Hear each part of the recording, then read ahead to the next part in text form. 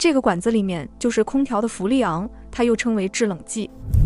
压缩机的活塞把制冷剂吸入压缩机的腔室进行压缩，被压缩后的制冷剂迅速升高温度，压力也会增加。高温高压的气体被送入冷凝器管道，通过冷凝器散热降温。冷凝器的管道很长，这个是冷凝器的风扇，也就是空调外机的大风扇，在风扇的辅助下，能把制冷剂的温度下降大约30度左右，并且由气体变成了液体。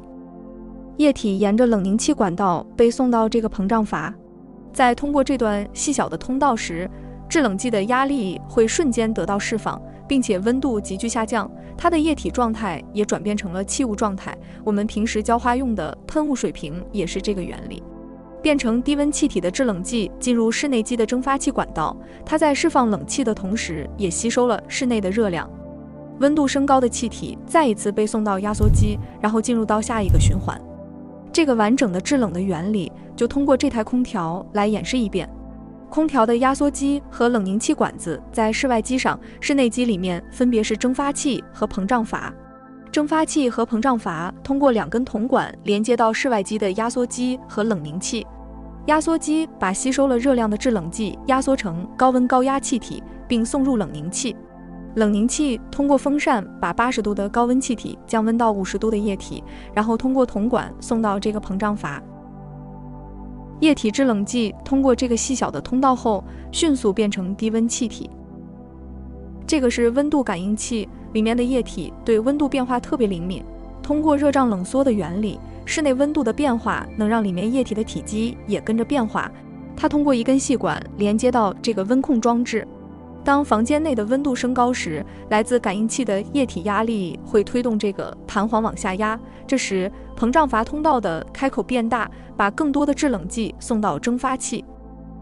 同样道理，当房间内的温度下降时，膨胀阀的开口会回归原位，以减少制冷剂的通过。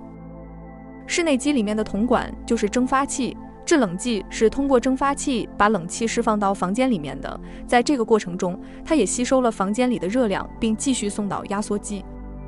这个叶轮就是空调的风扇，它比风扇的风力更集中，体积也更小。蒸发器铜管在制冷剂通过时会凝结水珠，因此需要一根水管将水排到室外。蒸发器的原理类似于这罐冰镇可乐，它在蒸发冷气过程中把热量吸收进来，并凝结水珠。蒸发器的铜管就相当于把很多罐冰镇可乐集中在一起，而铜管里面的氟利昂是蒸发潜力巨大的一种材料。蒸发能力强就意味着它吸收热量的能力特别强，制冷的效果就越好，尤其在风扇的辅助下。而风扇的作用是加速这种蒸发的过程，即使没有空调，如果我们把自己打湿后吹风扇，我们也会感受到凉爽，这也是因为加速了蒸发的速度。因此，空调的工作过程主要就是蒸发器、膨胀阀、冷凝器、压缩机这4个元件在工作。这就是空调的工作原理，你学会了吗？